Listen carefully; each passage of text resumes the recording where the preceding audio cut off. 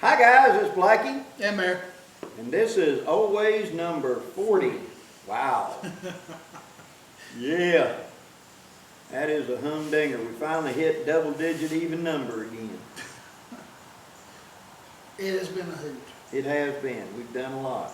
I have enjoyed this so much, and we're not done. Okay? We're not done. This is not a farewell performance. We're not done. Nope. We're still going to be doing these. Just appreciate all the help. I appreciate everybody subscribing to Bear's channel and everything. Thank you very much. Same here. Really appreciate it. But congratulations, though, on an outstanding fall camp. yeah, the fall camp. What happened was last spring when we had my gathering, usually I only have one gathering, which is in the spring. And good friends of mine that I consider like family didn't get to come for the whole thing. They only got a couple of days there.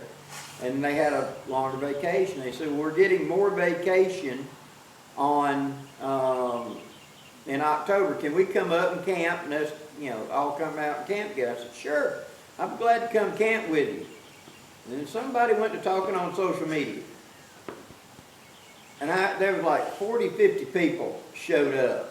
And so instead of it being a Friday, Saturday, Sunday, I got a phone call on Monday from two close friends. We're sitting here, no rush. Where are you at? Yeah, where are you at? We're already at the place. So it turned into me going out on Tuesday and us having it. And I'll just say that in fun. I'm not, had a great time, but it was just an unplanned gathering that just kind of coalesced together. The ungathering. The ungathering, and everybody's saying next year when we do it in the fall, so apparently they're now telling me I got to do 2 a year. Oh, man. But it was good. It was fun. I enjoyed it. I went out. I was out for 2 days, and I enjoyed it. I had a good time. Actually, I think I like it better in the fall than I do in the spring. Be honest, because we got to hit that window in the spring where it's not cold and wet and the mosquitoes ain't out yet. Right. Got that 4 weeks. Whereas in mid-October, you get cool nights. It got down to 49 for Saturday morning and Sunday morning. So it was a nice cool camp. We only had one evening of rain. Because that little front went over. And They brought the cold air with it. Brought the cold air with it. So you did get to enjoy some rain music on your tent and kick back and enjoy it. And it was good. Really was. So, to be honest, I kind of like it better in the fall than I do in the spring. But we shall see. Anyway, got 2 topics we're going to talk about today. One, let's go ahead and get the knives out of the way. I got a new knife recently, and I want to talk about that. But when I was growing up, you saw a lot of handmade kitchen knives and stuff. Somebody broke a machete, they would regrind it down to being a kitchen knife. Somebody broke a cane knife, it'd become a kitchen knife. Or a file. Or a file. I've seen a lot of files turned into them. So they'd be redone, they'd sit there and take a grinder and reshape it into a kitchen knife, and it'd be a kitchen knife, and just put a pair of slab handles on it. And in that time, most rural people had were farmers and had some semblance of a blacksmith shop, and they could heat it up and hit it on an anvil and reshape it. Yeah. Well, I mean, a lot of times I saw it where just remember, like an old Beverly Hillbillies, you had the big round grinding wheel with foot power grinder. I've seen those in use, and I've seen the little bench grinders with a big old number 10 can of water to dip it in to keep it cool so you didn't pull the temper out of it. And, I remember one of the family members coming home with a U.S. Army machete that was broken. And the front half, about the front third, had snapped off. Somebody had tried to hit it with a hammer to split something, and of course, bad thing to do, it broke. And so the back half was resharpened to keep it as a little short machete now. But that front, say 6 inches, he took a piece of chalk and drew out the shape of the kitchen knife and then took that grinder and slowly ground and dipped, and slowly ground and dipped, until he reshaped it into a kitchen knife, and he just drilled 2 handles, and them old big broom handles, that when the broom wore out, you always cut the dang head off of it, and you took that dowel to make handles, and that was one of the favorite things to do, broom handle, and because it's usually good hickory. Oh, yeah. And he just drilled 2 holes, slapped a little bit of epoxy on it, glued it together, drove in 2 16-penny nails and cut the heads off, and that was the pins that held And it. peened them down. Peened them down, just left them a little long, set them up on a, he didn't have an anvil, he had a boat hitch. Same difference. Big old hard, 3-inch diameter boat hitch, Yeah. sitting up on the deck, and that was his little micro anvil, and he'd sit there and peen it and flare it out, and that was it, and it was, you had a functioning kitchen knife again. So when I was a young man, real young, the first, I'll call it, witchcraft knife I ever had was actually a stolen butcher knife from my grandmother's drawer in the kitchen. You did live dangerously. I did, because once it went gone, it better stay gone. It better not show back up. Bent, broken, or otherwise. Or anyway, so it stayed hidden out in the boathouse. And, but it was something like, it was handmade though, but it was something like that, but just a little bit shorter. And I had a cardboard sheath I made for it, so I could slide it in my belt and take it in and out. And with that, I'd carve sticks, make little dingle sticks, stuff like that, in my little woods camps in the little local neighborhood thing along the creek or whatever, that type deal. Well, Dave Canterbury, a couple of years ago, had a knife, and this is the one they make. There's a copy of that knife.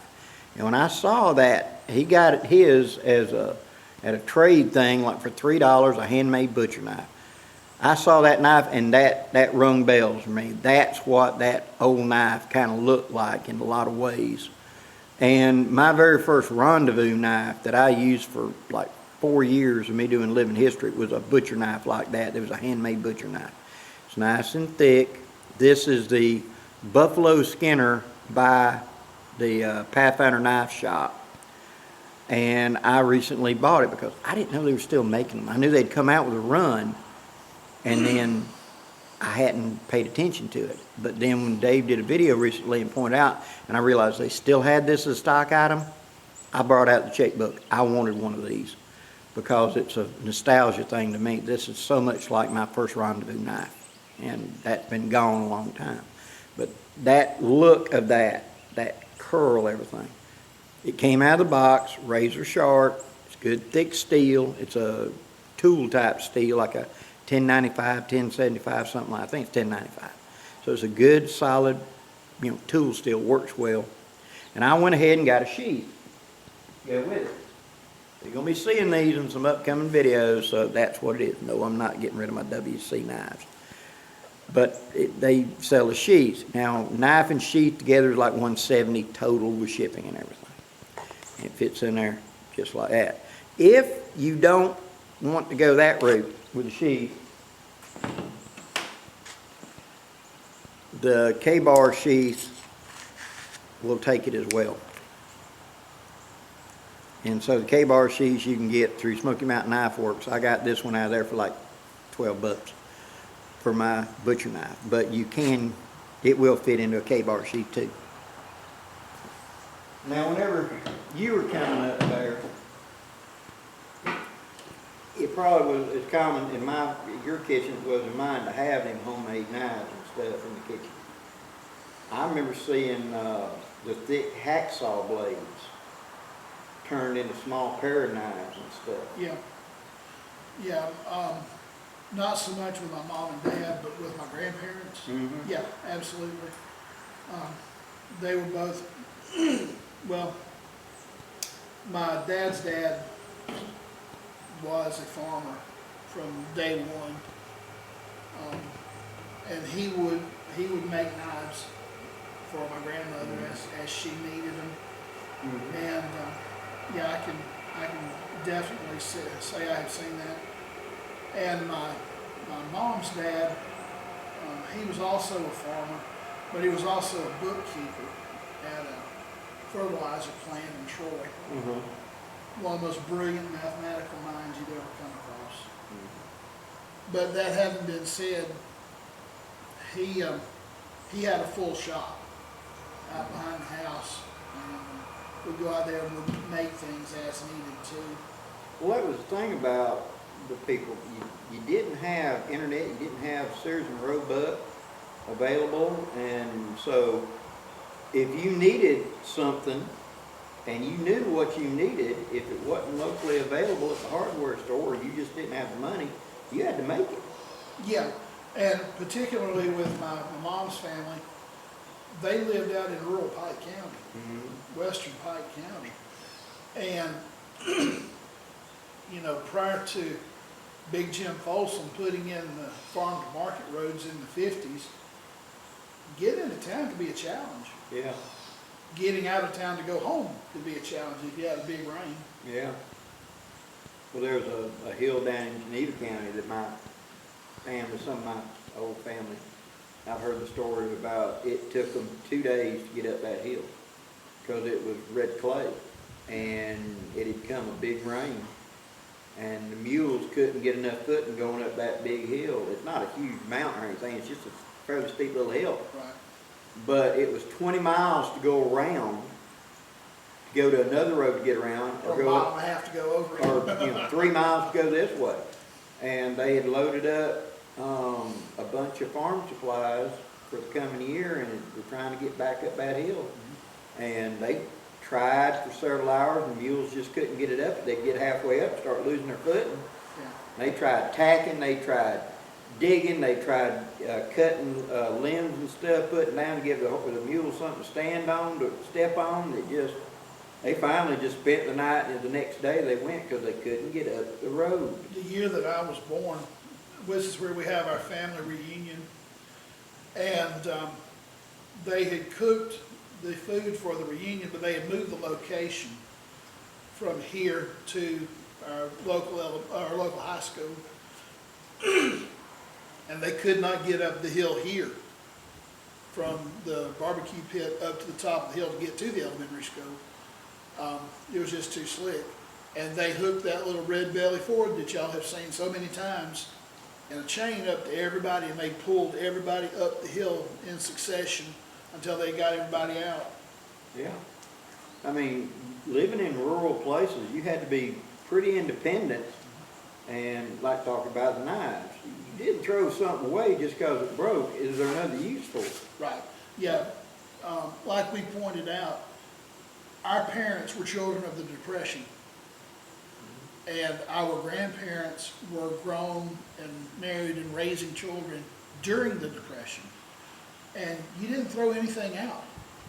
I have talked many times about walking around here, picking up nails with my granddaddy, and straightening them out on his and my grandmother's front porch, and it did not really endear him or me to her, but we got the job done.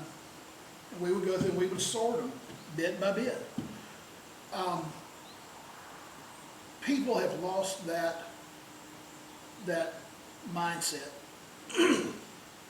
I recently did a video with Scab from Choir Boys Outdoors, and we mentioned that in that video, that the technology that they used is still there, but we have forgotten collectively how to use it, which is the whole point of what we've been doing for the last year and a half. We've been trying to remind people that, hey, this is here, and it's still viable. And it's like I said with Scab, some motivated individual, properly equipped, if they popped an EMP over Nebraska, it's Welcome to 1883. 1850. Yeah, it's 1883 again. You're doing that. If it isn't analog and manually powered or something, you ain't using it. No. you know, and And- you can't look it up on the internet because there ain't There's no no internet, you know. But, you know, we're just, with all the events that are going on in the world, that has become a possibility. Mhm. The possibility of that occurring has gone up, however, slightly. It's still gone up. We're not trying to be bell ringers, but we started telling y'all a year and a half ago, start learning how to put up some food because prices are going through the roof, and they have.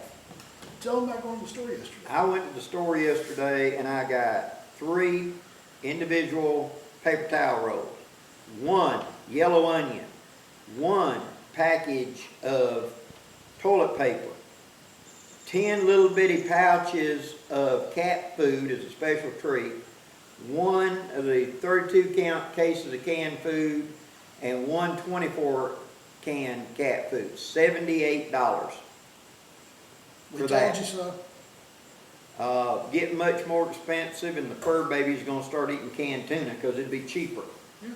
You know, it's just ridiculous how much food price has gone up. I have started stockpiling. I go to the Dollar Tree and I look for cans of vegetables, which are like $1 each, you know, and so I load up on some of them. I've started doing most of the cooking at the house, and I'm doing the cooking because my wife is working and I'm doing my job, but I can be freer to do it. And like Tuesday night, I cooked pork chops and a butter and what else? Butter and pork gravy and a couple of things. When we got the pork chops out of it, that left that, you know, inch deep in a crock pot of juice. I didn't throw that away. I put it into a mason jar and put it in the refrigerator. And tonight I will dump that back in the crock pot and I will put a tenderloin roast in it. And that's going to be the seasoning for the tenderloin roast. What have I got here that I can roll over to using another meal instead of just throwing it out and starting from scratch every time? You know. And I've started doing that, recycling stuff forward every time, and I learned it all in my granny's kitchen. She would take a chicken, a whole chicken, cut it up. She'd take like 3 pieces of chicken. That would be fried up for tonight's dinner. The drippings from that would be saved and used as a flavoring to go into the potatoes tomorrow night. This would be used for that. Baking grease would be saved. It was what can come out of this meal that I can roll over to the next meal. And everybody talks how great Granny's cooking was. That's one of the big major reasons, you know, was because they constantly used what they had to improve the next meal. Along that line, every now and then, my local store will put up pork loins, whole pork loins on sale. Yeah. And they cut it up for free. Mm-hmm. So I get them to slice it up into 1-inch steaks. Mm-hmm. And I've got a vacuum sealer at home, and I'll take those pork loin steaks and I will put them into a vacuum sealed bag, and I will I'll portion it out. Right now I'm feeding 4 people at my house consistently, and I will take it and I'll put 4 of those pork steaks into the bag and then vacuum seal it and throw it in the freezer. It's what causes freezer burn is air getting to the product. Yeah. If you can get around, a cheaper way to get around that is when you have meat like bacon in, like, you find these trays of bacon that are on sale.